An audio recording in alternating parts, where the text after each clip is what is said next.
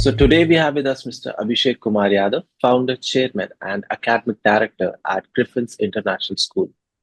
It's a pleasure to have you here, and we are excited to know the wonderful insights that you're going to share. Hello and good morning to everyone. I think I am equally delighted to join this conversation, and I'm thankful to BW Business World for having me to discuss on an important aspect of education. Thank you. Absolutely. So thank you so much. Pleasure is all ours, sir. As a founder, chairman, and academic director, how do you see the role of school leader changing in today's education ecosystem? I would like to begin with this, sir. Um, if you look from the top, there are a lot of changes, but if you go really down deep, I don't see many changes. Let me explain both the aspects. If you look at the top, of course, because a lot of things have changed, the way education is being done and the resources that have to be provided to children, those all those things have come up. Now, schools are required to cater not only for academic development but overall development of children. And a lot of things which Yes. were earlier available for schools, I mean, for children at homes also, those things are not available because of the way society has progressed. The way we had, joint family systems earlier. Now it is just, nuclear families. So a lot of emotional support which is available, those things are not there, and the schools are supposed to now look after each and every aspect of those development. And parental Absolutely. availability has become a challenge. So all those things are concerning, and accordingly, school management must be prepared to see that the development of child is under no circumstances compromised, and every child gets the best that he or she deserves.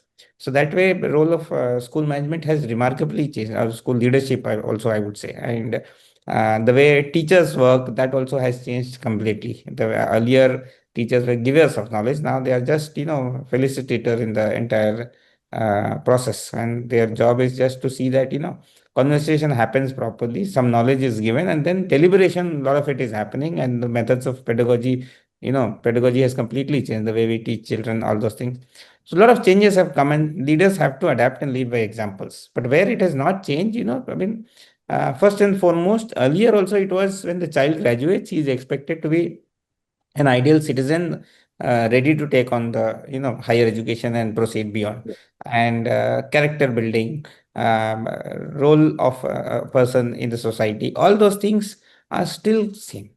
As leader, you are supposed to there, you are supposed to be there to guide your teachers, your students, all those things, provide technical support, or in terms of systems where you want that vision to be implemented. So all those things were there earlier also and now also. So yes, there are some, on the top, a lot of changes are coming, but I would, as a school leader, I would always say it is a similar thing. And end goal has not never changed. Whether it was earlier also, you wanted children to be well prepared and rounded citizens. Only thing, you had a lot of support from home, which also made the tasks easier. Now it has become a little more difficult because so much access to devices and so many unnecessary things children are getting. So those are bigger challenges, but end of the day, our role is deep down, it is similar and same, I would say. Correct, sir. Definitely. So, as you are an IIT pass out, you also spent some time in IIM as well. Does that experience sort of help you to design the curriculum? And what was exact vision behind this school? I think that experience does add a lot of value. There is no doubt in that. I think a man is known by his company, as we say. And when you Mm, go to these top elite institutions, the biggest advantage is you get to talk, discuss, learn from among the best minds of the country. And the professors also, they are all, really excellent, and the ways they see through things. And the one strong, difference when being from an institute like IIT has made is that your confidence in life really goes up. That mm, what may come, you have the capability to take up the challenge. It may be difficult, but however big the challenge, you should be able to surpass it. That's the confidence which comes without a doubt. So when we design this kind of curriculum, one thing for sure, we have said that, see, only academics is not going to help children. So it mm, has to include a lot of other skills which are very, very vital, and it has to start from the beginning itself. So when we do this kind of designing, all these skills are taken care of so that children are through various systems, they are Mm, experiencing these skills. For example, let's say we have made sports compulsory. As I mean, one club of sports every child is supposed to take, and one club of social and cultural activity also they are supposed to take. So now, why sports we have pushed it? First of all, health is very very important. There's no second thought, but there's a deeper meaning with sports.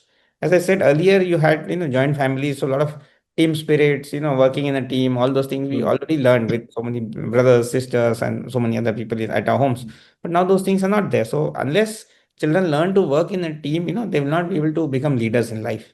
So that's where sports come, whether it's volleyball, cricket, football, and any other team game that you play, that learning comes. Another very vital learning from sports is that, you see, a lot of these children who are doing very well, one big problem comes. That is, they do not know how to handle failure. So that's a big challenge, and life mm, is where you will have failure without a doubt. I mean, that's high a certainty, as certain as death itself. So how is the solution? Solution is that you put children in situations where they experience failure, but the stakes are not very high. Like, game when you play, you're playing a volleyball game or cricket and you're losing the match. You feel bad, but next game, you can fight and win that match. So over time, your mind is designed that okay, we can fail. It's not, I mean, such a bad thing that you have failed and I mean you have lost or this thing. You can work again and come back another day, and you can win. It's a fresh day completely.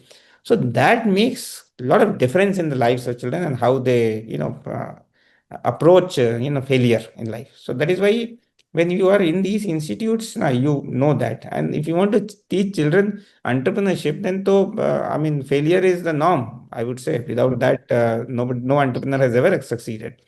So unless we celebrate and the effort put behind and just not only successful ones, I don't think so. We are going to change. So as in an institute like ours, in at Griffins, one thing we do is that we share our experiences and we share our failures first, because what things, decisions you have taken and which have worked well, that you don't need to share with everybody because everybody knows.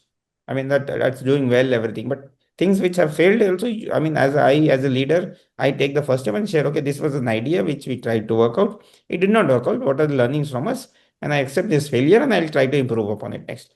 So then other people also start getting the confidence that yes, I mean, if the top man can fail, then all of us can fail also.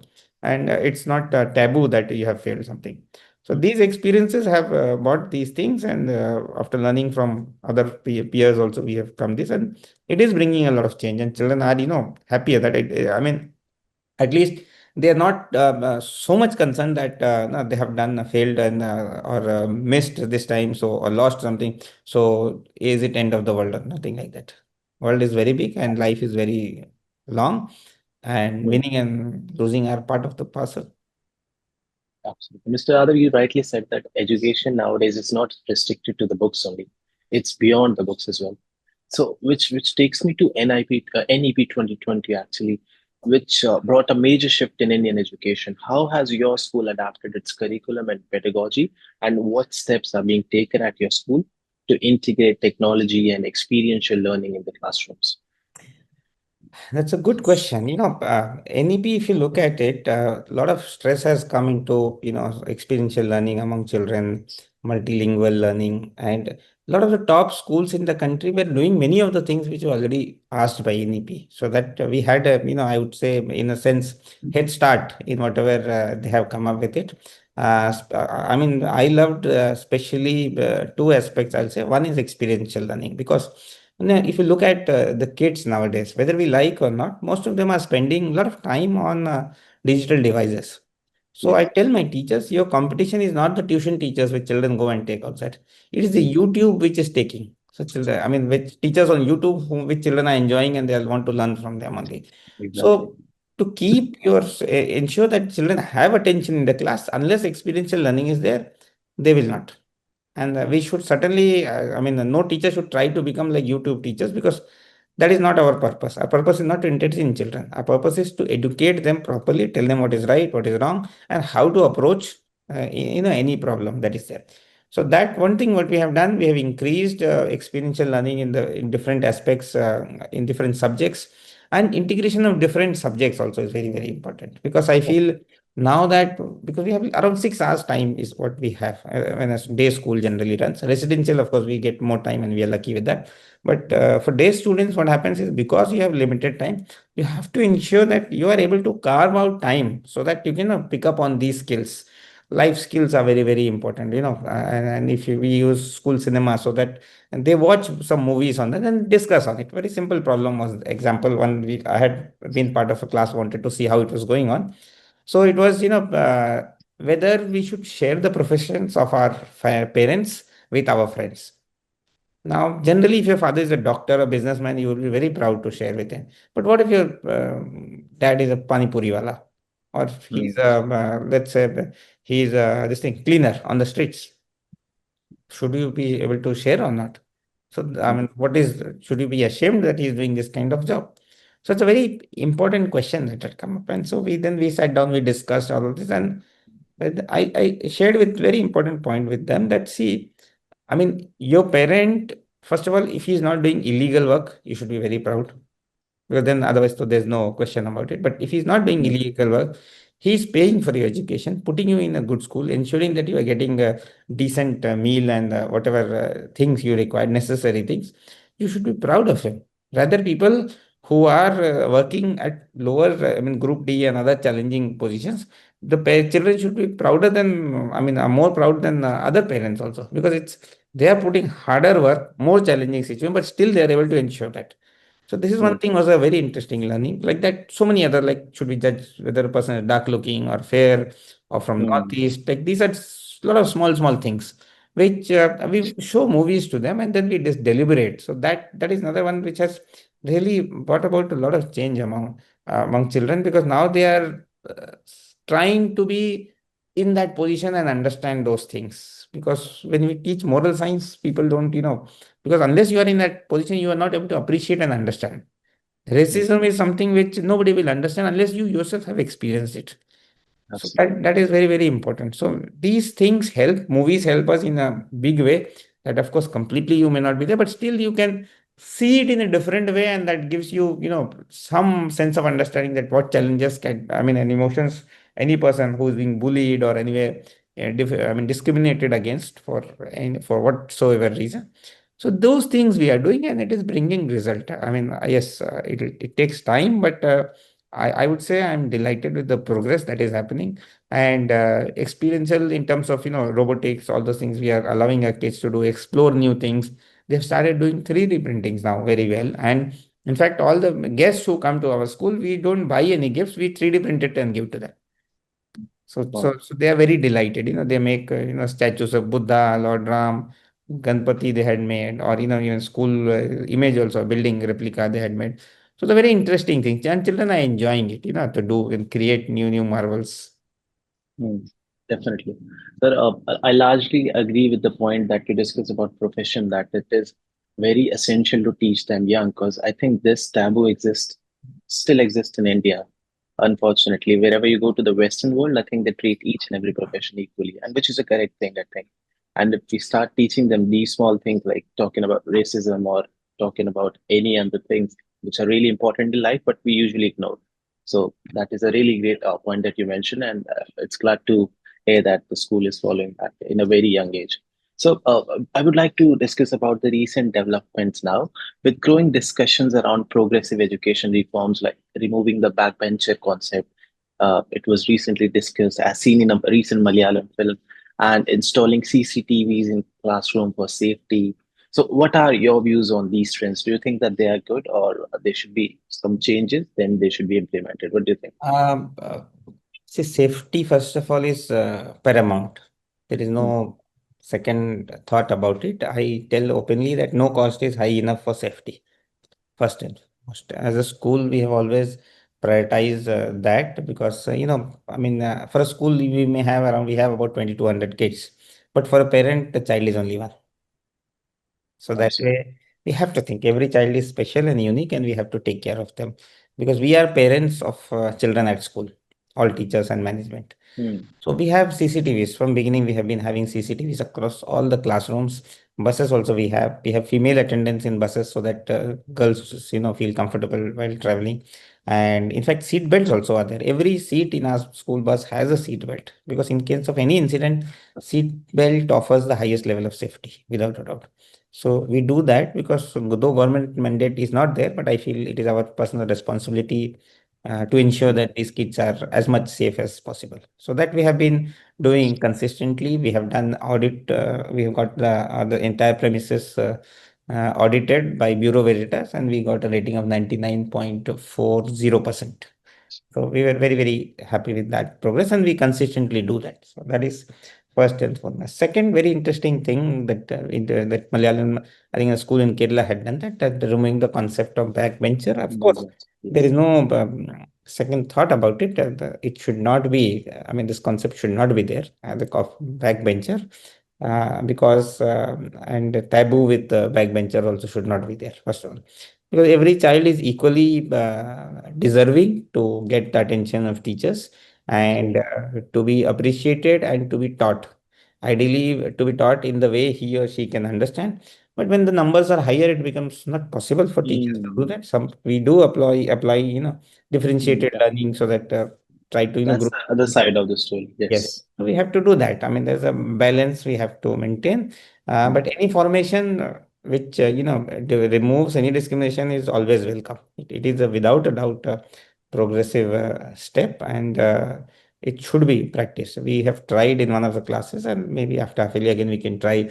And sometimes what we do is that we make, of course, first thing. I mean, without changing the position also. I mean, of the benches we have a rotation policy. So every day children keep rotating. So first you're suppose you're sitting in the first bench today, next day you will sit on second, then third, then fourth, and then come back.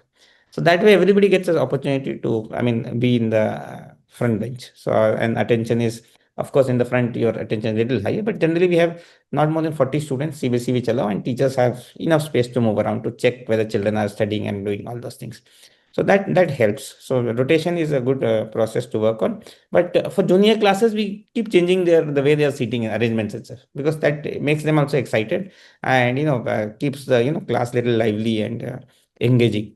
So those things we do, and we should continue to do that, because classroom engagement is the most important aspect of school education, because that is when children have to learn a lot of new concepts, and unless they are engaged properly, unless teacher is able to reach to everybody, that learning will not happen. Because we have to appreciate that every child is not so much focused in studies, every child is Mm. not so much paying attention. That is also there, and some of them have difficulty in paying attention. So those lot of challenges are there, which have to we have to try to minimize as much as possible, so that every child is getting attention. If some is not feeling good, teacher is there to ask, okay, what happened, where how we can help you, all those things. So that we have Interesting. been training our teachers also, and they are proactive, and children also are responding. They're responding, because one very important aspect, I believe, safety is just not I mean physical, but mental also, and that is very Mm. important. So every child should have at least one adult in school whom they can trust. That is very, very important, because see, if anything happens, generally it is the teachers who are they are friendly with. I mean, if I'm good in music, I will trust the music teacher more, and Very like good. that it happens. So, which is all right. I mean, we have no distinction between any kind of teacher, but as long as an adult Mm. is there, whom you are confident to share your problem. We have a counselor, female counselor, who meets children. Sometimes they over the from home also they call and speak to them, but every child should have that. So if there anything that is concerning, that they're having difficulty, bullying or whatever is there, they're immediately taken care of. That is most important. And very important term, there is a psychological safety which is required to be present in the school. Now, what is the psychological safety? It Mm. starts from top. That teachers, first of all, should feel confident that if they have any problem, they are able to share without any worry. Yes. So if teachers are confident, they have comfort, then they will be able to pass on the same thing Mm. to students. If teachers themselves are not confident, then it will never happen. So that clarity must be there. That and it takes time to develop this. That trust, it's a very slow building process.